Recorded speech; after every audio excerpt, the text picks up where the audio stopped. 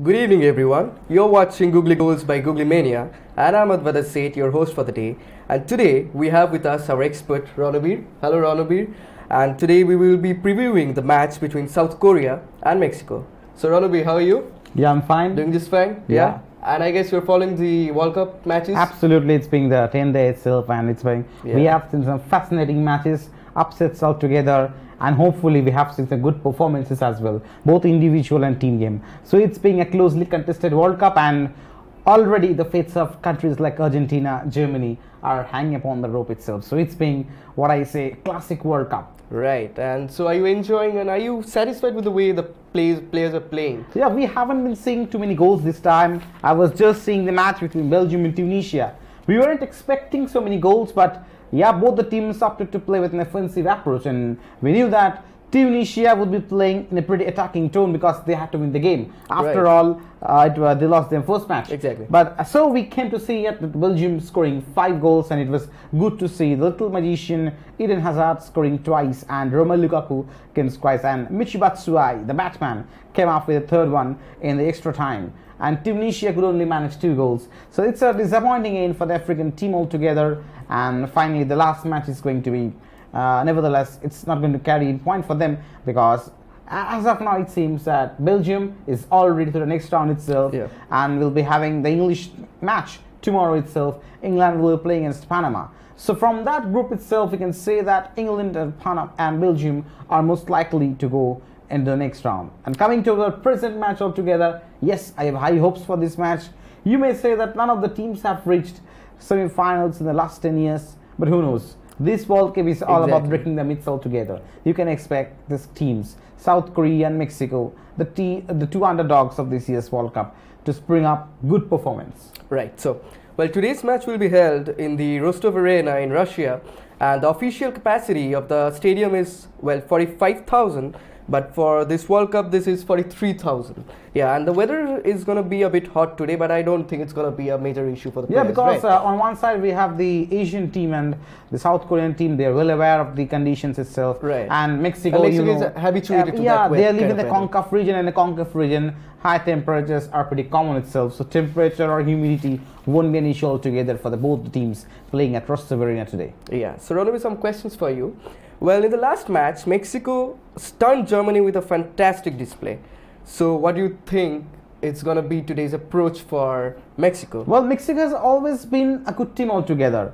It's not one of those teams like African teams like Senegal or others who come up once or twice, or Ghana or something. There is some sort of, I say, consistent performances with which Mexico is synonymous with. In the CONCACAF region especially, we have seen, in case of United States, they have failed to qualify for the World Cup, but we have seen that Mexico, one of those teams, have been pretty consistent.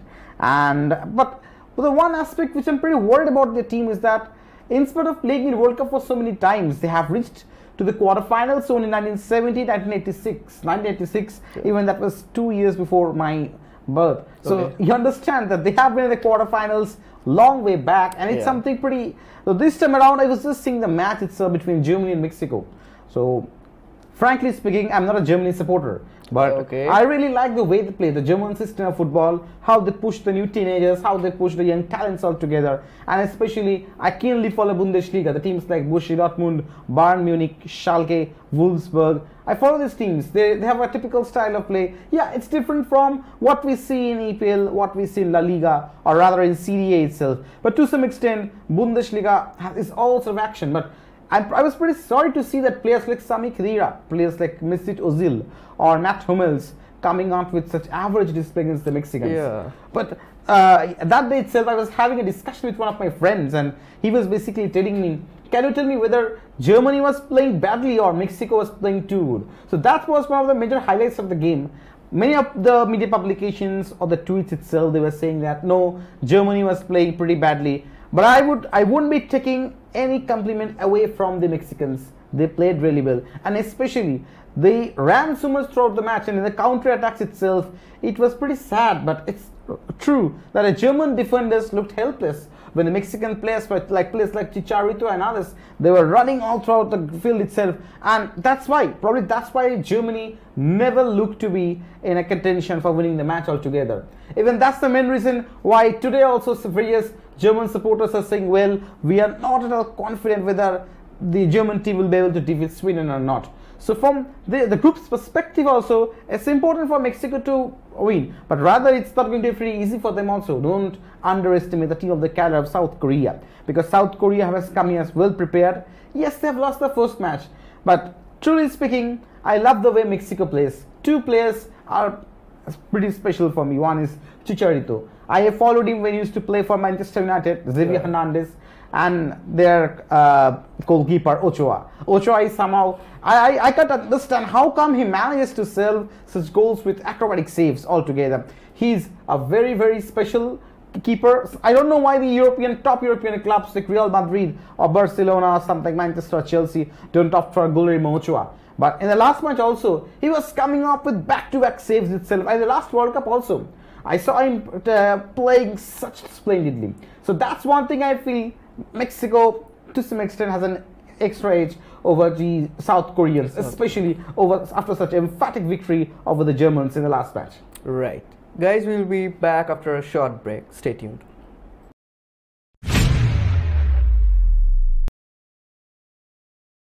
जिक्र जब भी GST की होती है तो नजरें ढूंढती हैं जीएसटी दोस्त विकास धनानिया को।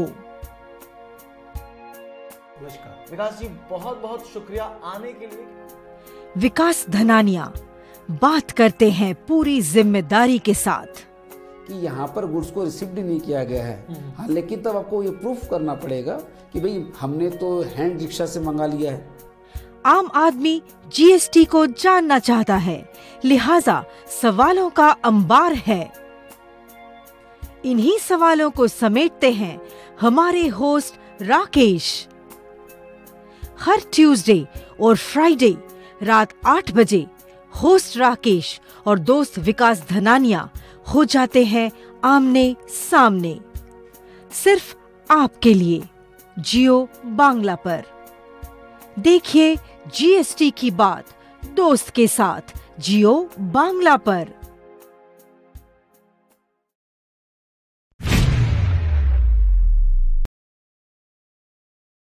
Hello everyone, we're back. I am Advaita and we have with us Ranabir.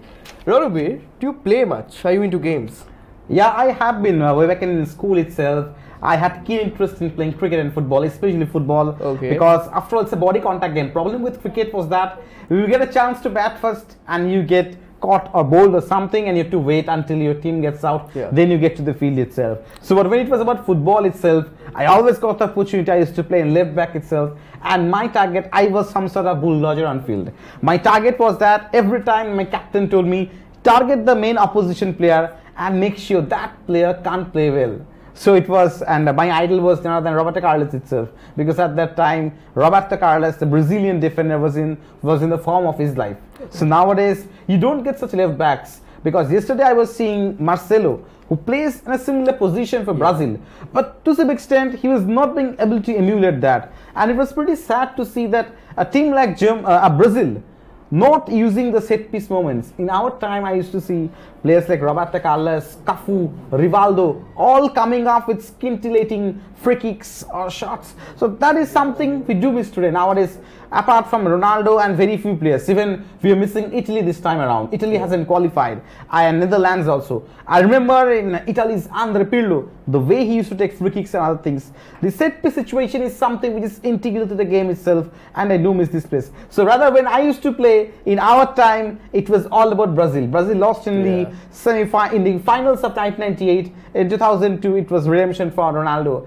But after that, Brazil has failed to win any World Cup, rather has failed to go qualify for the finals altogether. Right. So that is something, the football has changed over the years, and the coming of Germany has been pretty interesting. And as far as South Korea is concerned, I can definitely tell you that in the year 2002, when for the first time World Cup was held in Asia, we were surprised to see South Korea playing so well. And There were people saying that no, these Asian teams are getting support from the referees, but I don't believe in such, because they played really well, and you wouldn't believe that they reached the semi-finals, and the South Korean team was led by none other than Mr. Gus Hiddink. So this time around, I was just checking up with what the coach of the Mexican team was saying, and he was basically emulating what Gus Hiddink said. He was saying that, see, the history of Mexico says that in World Cups, you expect Mexico to come up with spirited performances, qualifying to the quarterfinal or something. But after that, you don't see Mexico. So where does the team lack? That's the main issue altogether with teams like Mexico. That they play pretty well in the group stages, but after that, whenever they're facing big teams altogether, by England, Italy, Germany, Brazil and all these teams, we don't see Mexico coming up with big matches. Yeah. That's why the Mexican coach has been saying that yes, Mexico has the capability to do what the South Korean team did in 2002. So I won't say it would be a surprise, but rather this South Mexican team is capable of coming up with good performances, back-to-back performances in this year's World Cup. Being a Brazilian fan, I can totally relate to that, yeah. So you're more towards football than cricket, right? Obviously. And you certainly understand the game. And you know how many teams play football and how many countries play cricket itself. Yeah. You can directly compare the thing. And that's all about football. Football is not just a game. Football is much bigger than that. Exactly. You are a Germany supporter, as you said, right? No, not that much, but I wasn't expecting Germany to play that bad in that match against Mexico. It was really disheartening for all of us. Not only it was disheartening, but the manner they were some sort of surrendering to Mexican speed itself, it wasn't expected. Because after all, when you come prepared for the biggest World Cup that to come after every 4 years, and you look pretty underprepared itself, that's a big shame. And don't forget that Brazil is the World Cup champions of 2014. And the way they humiliated Brazil in that typical 7-1 victory, still, I can't relate the two teams. And to some players like Sami Khedira and others, they simply look like they were just carrying the names on field. That's what you can't expect from professional team. After all, when you're representing your country itself, you have to give your best. And it's a matter of pride, exactly. Absolutely, and Ivan Schaft, when you ask any German supporter like that, it was pretty sad that German supporters coming up with tweets saying, no, this time around it seems that Joachim Löw needs to step down. And this Joachim Löw era began in 2008 Euro. Before that, it was Jurgen Klinsmann, another 90s superb forward, one of the prime forwards I have seen when I was a kid.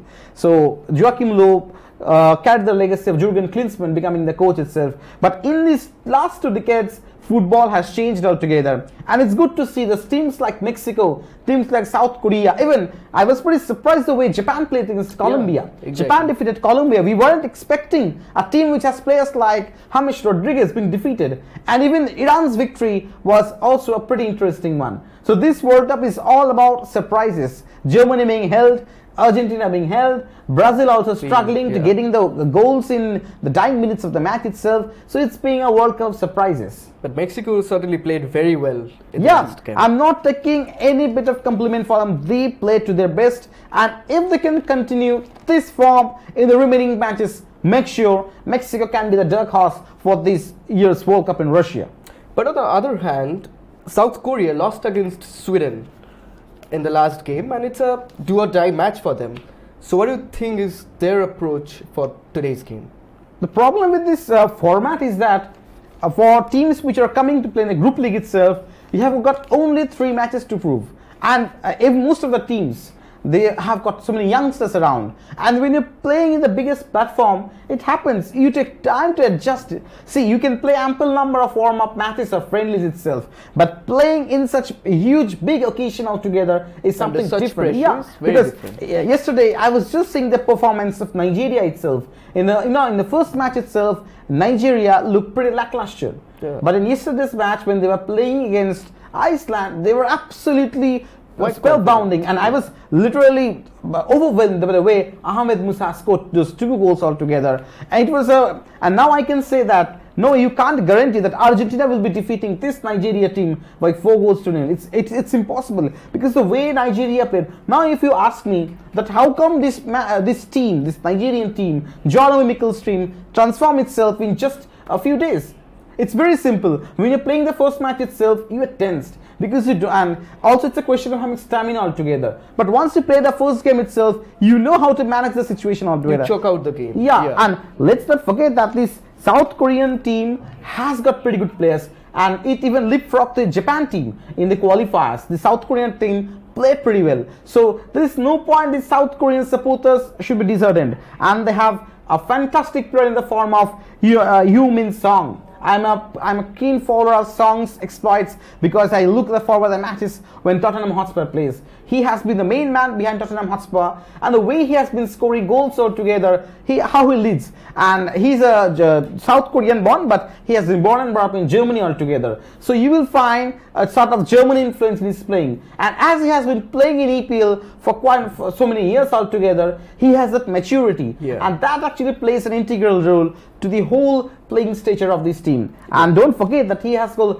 21 goals in 68 matches. That's stats which you can't underestimate. Yeah. So Song is going to be the main player for South Korea today. And in the defense, I think they're going to depend on someone like Johnny Hyuso, Kim Young-sang, Lee Yong, and Park Jo-cho. The defense is going to be pretty important because let's not forget the Mexican style is pretty clear. In the first 15 minutes, what you call the Mexican wave, you'll see Mexican wave coming down into the South Korean defense. And the South Korean defense, they have to be absolutely careful. Because if they're leaking any goal, it would become virtually impossible for them to come with any goals. Because the defense of Mexico is pretty tough. That's why the last match, I was saying that in spite of having Mario Gomez, Thomas Muller, all these all experienced forward players coming for Germany, they couldn't score a goal against the defense. Yeah. So Mexican defense is very strong, I guess, because the South Korean coach must be aware of that, and he would be putting more people up front so that they can manage this match today. Yeah. And in the midfield, I think also though Yeocho, Sang-yong,